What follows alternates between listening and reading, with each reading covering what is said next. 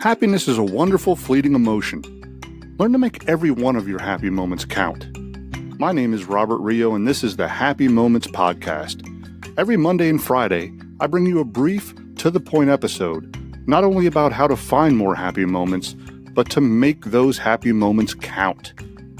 Be sure to visit my website at happymomentspodcast.com to get all of the podcast episodes and to sign up to get all of the new episodes directly in your inbox.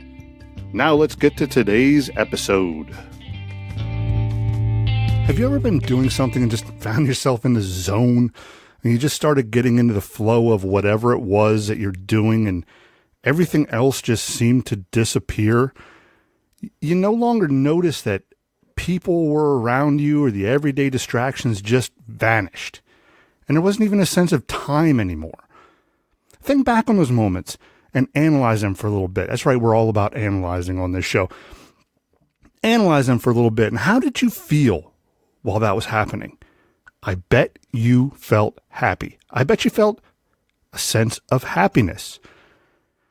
Now, Mihaly Csikszentmihalyi, and I know I said that right because I checked it on Google, he was a psychologist, and he studied the state of flow. He found that we are happiest and most productive when we are able to enter the flow state or the state of flow. And he describes this flow state as an ecstatic experience of total concentration that requires our complete attention due to its difficulty. Now, I'm going to say that again. It's an ecstatic experience of total concentration that requires our complete attention due to its difficulty. Now, Csikszentmihalyi also believed that this flow state was more likely to happen at the office or at work rather than in leisure activities because he felt that we as human beings feel skillful and challenged and therefore feel more happy and strong, creative, and satisfied while doing work or at the office or doing work tasks. And it's not necessarily because work is inherently better, but it's because when you're at work, the work environment is well structured. It's an ideal environment to achieve the state of flow. Now, along with Csikszentmihalyi's research, there was a gentleman by the name of Matt Killingsworth. And Matt Killingsworth found that we as human beings are substantially less happy when we indulge in mind wandering. So if you are one of these people, like I am from time to time, that let your mind wander and daydream, you're going to be substantially less happy in these moments of daydreaming and mind wandering. So it doesn't matter what you're doing at the time. So the actual activity at the time of this mind wandering doesn't matter. If you let your mind wander, you are going to be substantially less happy than if you stay focused on something.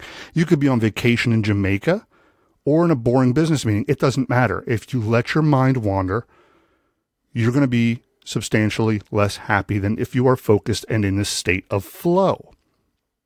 So the goal is to match your activity with something that will prevent your mind from wandering and allow you to achieve this state of flow in order to achieve happiness, right?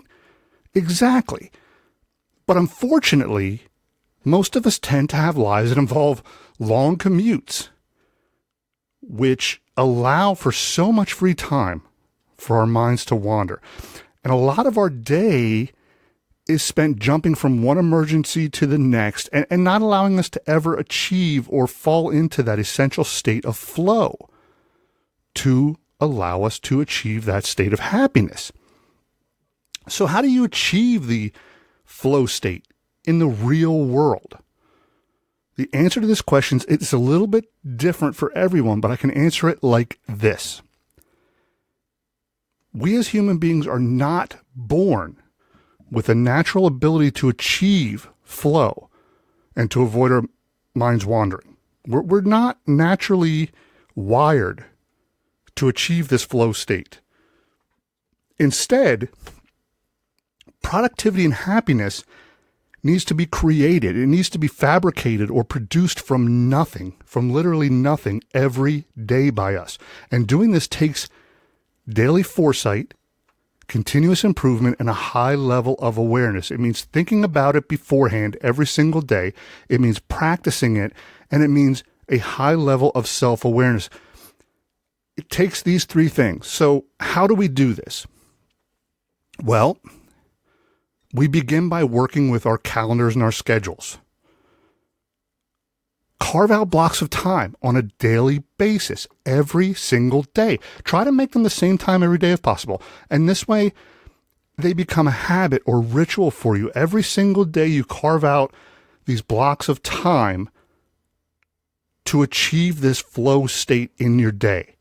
If you're at work, schedule at least, a half an hour, a few blocks of a half an hour out during your day to try to achieve this flow state.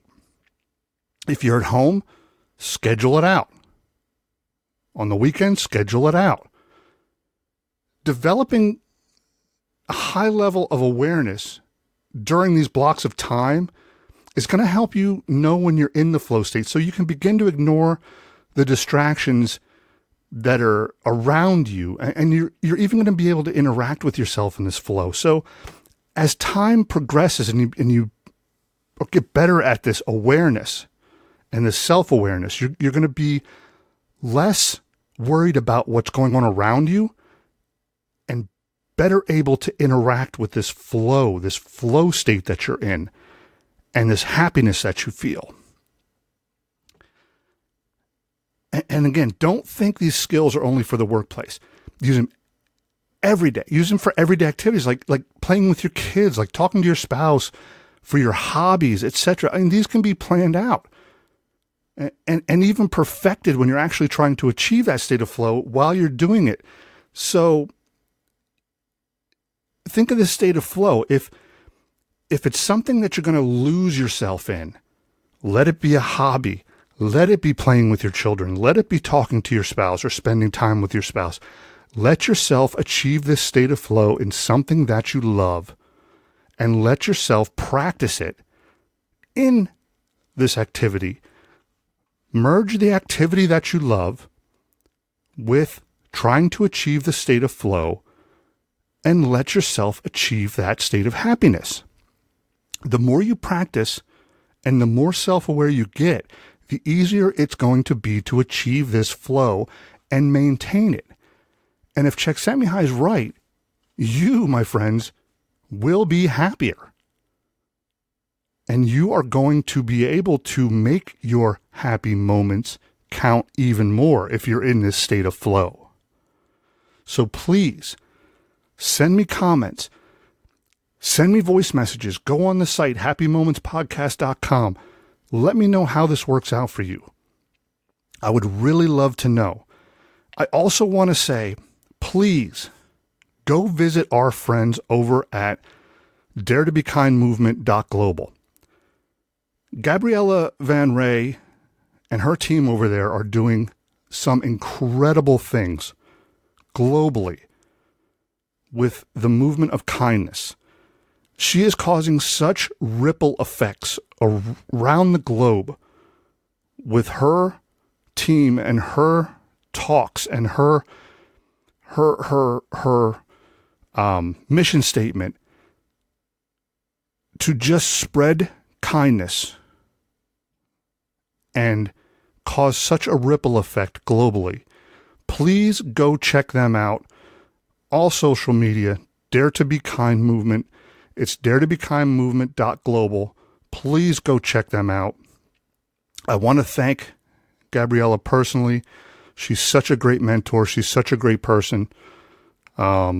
Please go check them out. Please support them. They are an awesome organization.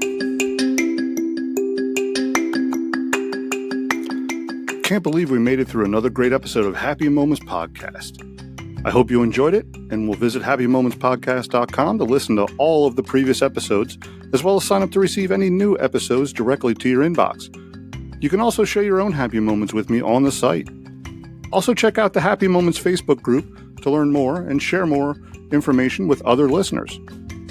Follow me on all social media at Happy Moments Podcast and Happy Moments Pod. And until next episode, remember that happiness is a wonderful, fleeting emotion. So make every happy moment count.